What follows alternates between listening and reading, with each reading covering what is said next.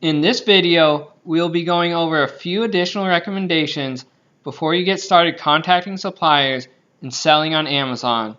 However, these will only be recommendations and they are not actually required to getting started. First, I suggest opening a separate bank account or a business bank account for all your Amazon income and expenses. You should also get a separate credit card or business credit card for business expenses. This will help you keep your personal and business finances separate and help you during tax time.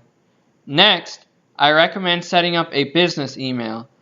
You can do this through G Suite if you decide to create a business website. If you don't want to make a website, you should at least create a professional looking email address such as yourcompany@gmail.com and not simply just use your name or a random email. You will also want to create a professional looking signature block in your email.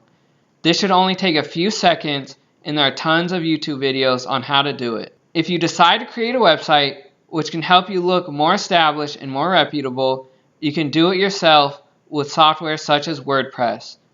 Again, there are tons of YouTube videos on how to do that. If you don't want to create the website yourself, you can also hire someone off websites such as Fiverr.com. Lastly, I suggest making a niche website that you can sell products off of. For example, if you want to sell primarily pet products, you can create a website specifically for selling pet products. This will help you appeal to more suppliers and give you a huge advantage in landing accounts. However, this is a more advanced technique and I wouldn't worry about it if you're just getting started.